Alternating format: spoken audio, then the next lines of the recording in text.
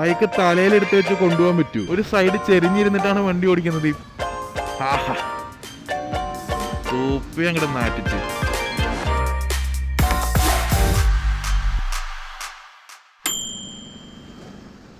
മറവി എന്നൊക്കെ പറഞ്ഞാൽ ഇച്ചാതി മറവി. സാധാരണ എല്ലാ ദിവസവും വീട്ടിൽ നിന്ന് ഇറങ്ങുമ്പോൾ പോക്കറ്റിൽ എന്തൊക്കെയെല്ലാം തപ്പി എല്ലാം എടുത്തിട്ടില്ലേ നോക്കാനുള്ളതാ. ഇന്ന് അത് നോക്കിയില്ല. കറക്റ്റ് ഇന്ന് തന്നെ ഫോൺ എടുത്തില്ല. ഞാൻ ഷൂ ഒക്കെ ഇടുമ്പോൾ കണ്ടതാണ് ഫോൺ അവിടെ അപ്പുറത്ത് വെച്ചിരിക്കുന്നത്. എന്നിട്ട് അത് എടുക്കാൻ പറഞ്ഞു. പിന്നെ കുറച്ചുപേരെ എത്തിയിട്ട് ഇപ്പൊ തന്നെ ഫോണ് പോക്കറ്റിൽ തപ്പിയപ്പോൾ കണ്ടില്ല. പിന്നെ ഓർത്തു ഞാൻ എടുത്തിട്ടില്ല. തിരിച്ചു പോണോ വേണ്ടേ എന്നുള്ളൊരു കൺഫ്യൂഷൻ ആയിരുന്നു. പിന്നെ വിചാരിച്ചൊരു ഫോണല്ലേ, ഒരു ദിവസം വൈകുന്നേരം വരെ അല്ലേ, നോക്കാം.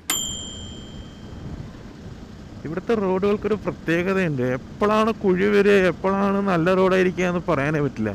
ഇപ്പോൾ ഈ ഒരു ഭാഗത്ത് തന്നെ കുറച്ച് ദിവസങ്ങൾക്ക് മുമ്പ് കുഴിയായിരുന്നു. അപ്പോൾ കുറേ ദിവസം ഇതേ വഴി കൂടെ തന്നെ വന്നിട്ട് നമുക്കറിയാം ഏത് സൈഡിൽ കൂടെ പോകണം. ഇപ്പോൾ കുഴി ഇവിടെ വരും, അവിടെ വരും. കാരണം കുറേ കുഴി ചാടി അടി കിട്ടിയിട്ടുണ്ട്. പെട്ടെന്നൊരു ദിവസം വന്ന് നോക്കുമ്പോൾ അവിടെ കുഴിയൊന്നുമില്ല, റോഡ് നിരപ്പായിരിക്കണം. ഇതേപോലെ തന്നെ അവിടെ ഞങ്ങളുടെ ഓഫീസിന്റെ അടുത്തുള്ള ഒരു സർവീസ് റോഡിലും ഇതന്നെ അവസ്ഥ. പെട്ടെന്നൊരു രാത്രി കൊണ്ട് അവർ കുഴികളൊക്കെ അടച്ചു. കുഴിയെ മടങ്ങി വരൂ. സ്മോക്ക് വരൂ. Ready sir. ഒന്നടിച്ചേ. എന്റെ അണ്ണാക്കിലോട്ട് കുത്തിക്കറ്റല്ല പറഞ്ഞത്. ഇവിടെ മുതലേ ഇന്ന് തിരക്കുണ്ടെന്നുണ്ടെങ്കിൽ ചിലപ്പോ വലിയൊരു ബ്ലോക്ക് ഉണ്ടാവാനുള്ള സാധ്യതയുണ്ട്.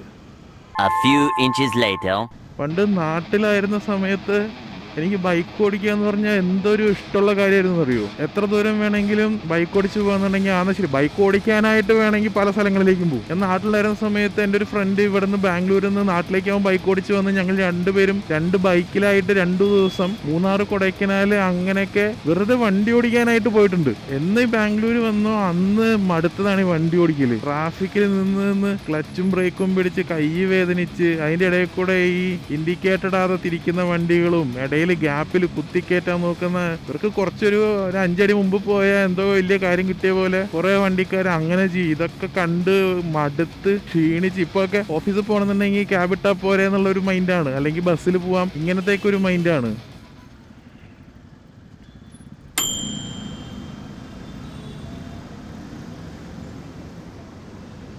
ഇൻഡിക്കേറ്റർ ഇടില്ല, ഒന്നും ഇടില്ല, വളവ് കണ്ടുകൊണ്ട് തിരിക്കുക.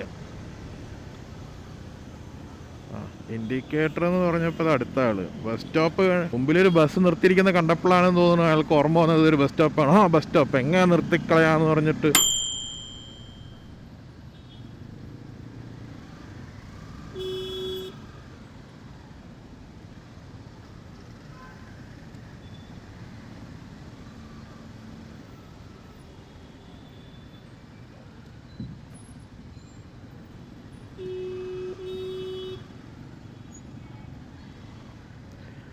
ബാക്കിൽ ഒരു ഓട്ടോക്കാരൻ ഹോൺ അടിക്കുന്നുണ്ട്. ഞാനെങ്ങനെ ഇതിൻ്റെ മുകളിൽ കൂടെ പറത്തി അല്ലെങ്കിൽ ബൈക്ക് തലയിലെടുത്ത് വെച്ച് കൊണ്ടുപോകാൻ പറ്റൂ?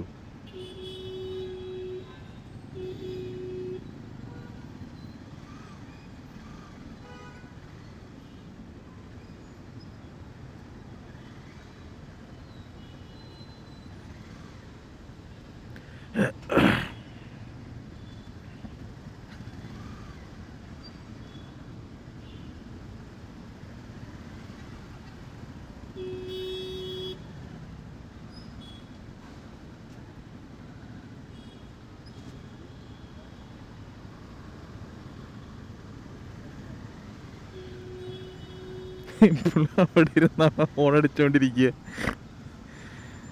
അയ്യോ,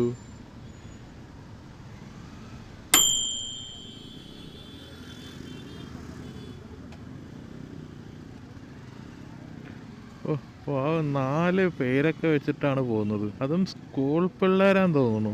നമ്മളൊക്കെ ചെറുപ്പത്തില് കേട്ട് വന്നിട്ടുള്ള കഥയായിരിക്കും അച്ഛനമ്മമാരൊക്കെ പറയുന്നത്. ഞാനൊക്കെ പഠിക്കാൻ പോകുന്ന കാലത്ത് ഇതുപോലത്തെ സൗകര്യങ്ങളൊന്നും ഇല്ല. കല്ലും മുള്ളും ഒക്കെ ചവിട്ടി കുറേ ദൂരം നടന്ന് അങ്ങനെയൊക്കെയാണ് പഠിക്കാൻ പോയത്. അപ്പം അതുപോലെ ഈ പിള്ളേർ വളർന്ന് വലുതായി ഭാവിയിൽ ഇവർക്ക് കുട്ടികളൊക്കെ ആകുമ്പോൾ അവർക്ക് പറയാൻ കഥകൾ വേണ്ടേ. അച്ഛനില്ലേ പണ്ട് ചെറുപ്പത്തിൽ പഠിക്കാൻ പോയിരുന്നത് ബൈക്കിൽ 3-4 പേരൊക്കെ ഇരുന്ന് കഷ്ടപ്പെട്ട് ഓടിച്ച്. നിങ്ങൾക്കിത് വല്ലതും അറിയണോ? കുറച്ച് ദിവസം മുമ്പിൽ എൻ്റെ ഒരു ഫ്രണ്ട് അവൻ്റെ ബൈക്കിൽ എൻ്റെ പിന്നിൽ ഫോളോ ചെയ്ത് വരുന്നുണ്ടായിരുന്നു. അപ്പോൾ വന്ന് ഓഫീസിലെത്തിയതിന് ശേഷം അവനോട് പറഞ്ഞതാണ് ഞാനൊരു സൈഡ് ചെരിഞ്ഞിരുന്ന ഓടിക്കുന്നത്. പിന്നെന്താ വെച്ചിട്ടുണ്ടെങ്കിൽ ഞാൻ ഈ ക്യാമറയൊക്കെ വാങ്ങിച്ച് ഞാൻ എന്തൊക്കെ ചെയ്ത് നോക്കിയിട്ടും ശരിയാവുന്നില്ല. അവസാനം എന്ത് ചെയ്തു, ഹെൽമെറ്റിൽ മറ്റേ പഴയ മൗണ്ട് തന്നെ മൊത്തത്തിൽ മാറ്റിയിട്ട് പുതിയത് വാങ്ങിച്ചു വെച്ചു. പുതിയത് മാക്സിമം നോക്കി സെറ്റ് ചെയ്ത് ഒട്ടിച്ച് ഇന്ന് രാവിലെ ഞാൻ ടെസ്റ്റ് ചെയ്തപ്പോഴും ആ വളവ് അതേപോലെ ഉണ്ട്. പക്ഷെ മൗണ്ട് ഒട്ടിച്ചതിൽ അത്രയ്ക്ക് വലിയ വളവ് കാണുന്നുമില്ല. പക്ഷെ അതേ സെയിം ആംഗിൾ വീഡിയോ ടെസ്റ്റ് ചെയ്ത് നോക്കുമ്പോൾ വീണ്ടും കാണുന്നു. ഞാൻ അറിയാതെ തന്നെ ഒരു സൈഡ് ചെരിഞ്ഞിരുന്നിട്ടാണ് വണ്ടി ഓടിക്കുന്നത്. ആഹാ, തൂപ്പി അങ്ങോട്ട് നാറ്റിച്ച്.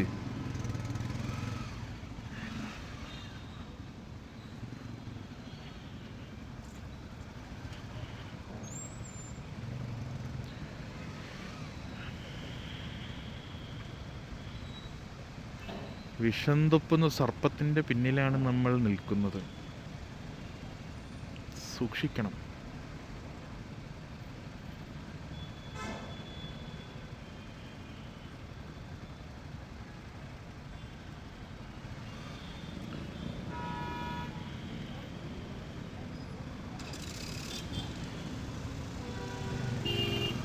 പാവം വണ്ടി എടുക്കുന്നതിന് മുമ്പ് അടുത്ത റീലൊക്കെ സെറ്റ് ചെയ്തിട്ടൊക്കെ എടുക്കുള്ളൂ.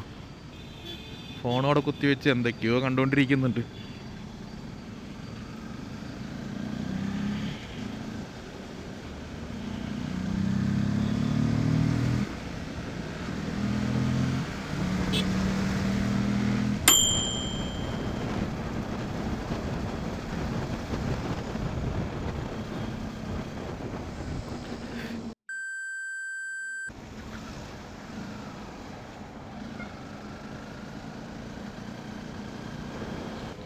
ഈ നേരത്ത് വന്ന റോഡിൽ തിരക്കും ഉണ്ടാവില്ല, അംഗം വെട്ടും ഉണ്ടാവില്ല എന്ന് വിചാരിച്ച് പീസ്ഫുള്ളായി വണ്ടി ഓടിക്കുമ്പോഴാണ് പട്ടി സാർ